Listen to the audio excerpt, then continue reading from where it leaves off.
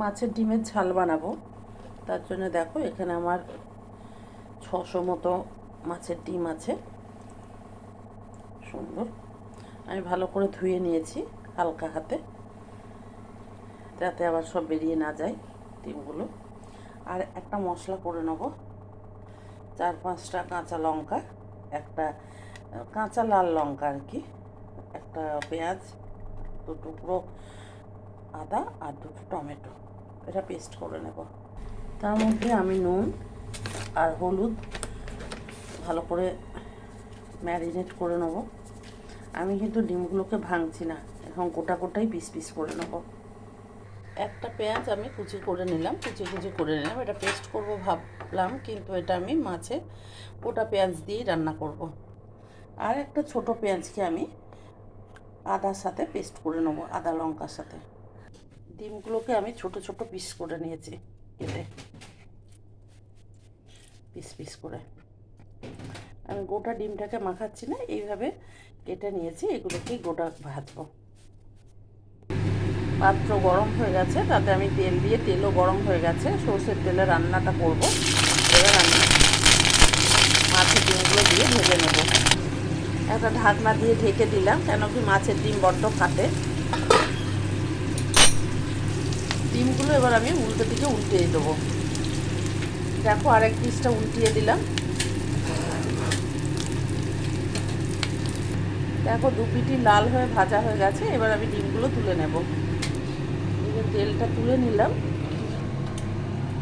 এই যে সবগুলো তোলা হয়ে গেল। এবার আমি ওই তেলটাতেই, আর কিন্তু এক্সট্রা তেল দিচ্ছি না, ওই তেলটাতেই আমি একটা ফোড়ন দিয়ে দিচ্ছি, 5 ফোড়ন, শুকনো লঙ্কা আর তেজপাতা। একটু তেলটাকে ভেজে নিলাম,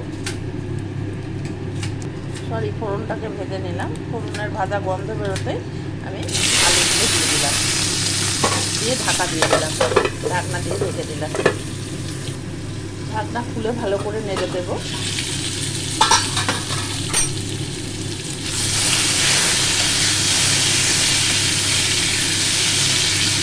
আর এর মধ্যে আমি পেঁয়াজগুলো দিয়ে দেবো, পেঁয়াজ কুচি করে দেবো। পেঁয়াজটাও ভালো করে ভেজে নেব, কিছুক্ষণ ভাজবো, ভেজে আমি মশলা দেবো।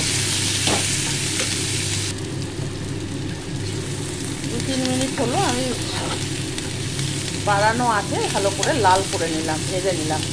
এবার আঁচটা কমিয়ে আমি কিছু মশলা দিয়ে দেব, নুন, হলুদ আর জিরে, ধনেটা একটু বেশি আছে। আর ওই বাটা মশলাটা দিয়ে দেবো।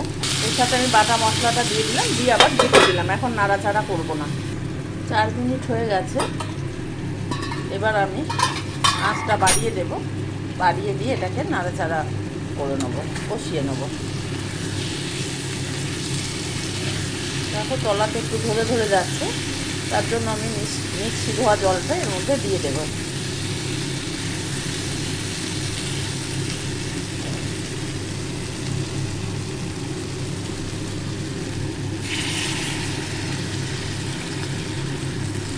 ভালো করে কষিয়ে নেব। এবার 4-5 মিনিট ধরে এটা কষিয়ে নেব। টমেটো যেটা রেখেছিলাম, 2টো দিলাম না, একটাই দিলাম, একটা একটু খারাপ হয়ে গেছে, তো কষে নিয়ে টমেটোটা দিয়ে দিলাম।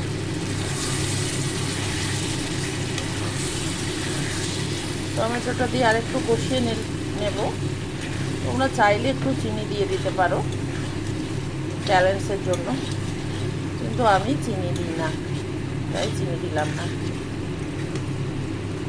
ভালো আলু কষাতে কষাতেই নরম হয়ে এসছে, এই সময় আমি মাছের ডিমটা দিয়ে দেব।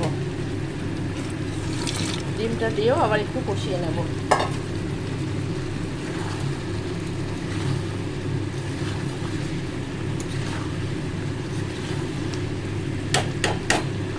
আঁচটা একটু কমিয়ে ঢাকা দিয়ে দিলাম।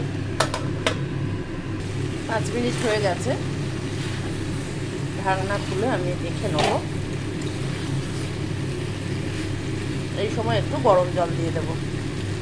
তেল ছেড়ে এসছে, বুঝতেই পারছো। জল দিয়ে দিলাম, গরম জল। মনে হচ্ছে আর একটু দিতে হবে, কারণ মাছের ডিমে অনেকটাই জল টেনে নেয়।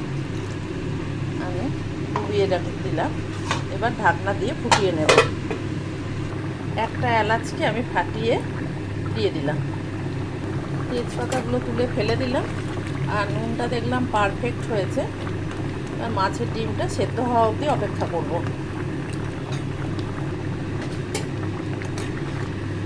খুবই টক লাগছিল, সেই জন্য একটু করে আমি চিনি দিলাম, সেটা দেখানো হলো না। তো মাছের ডিমটা সেদ্ধ হয়েছে কি না অপেক্ষা করব। হ্যাঁ হয়েছে, তবে আর একটু হলে ভালো হয়।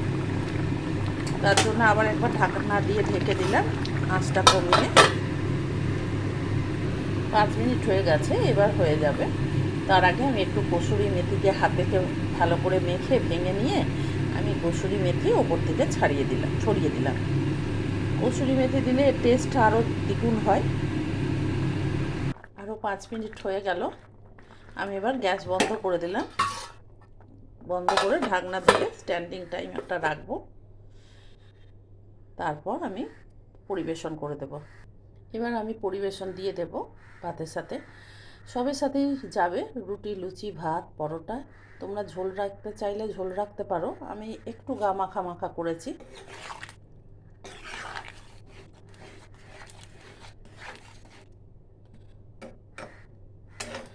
দেওয়ার আগে আমি একটু ভালো করে নেড়ে নিলাম। নমস্কার বন্ধুরা, আবার দেখা হবে। তোমরা এইভাবে, একটা তেজপাতা রয়ে গেছে মনে হচ্ছে, এটাও আমি তুলে ফেলে দিলাম। গুড বাই, আবার দেখা হবে।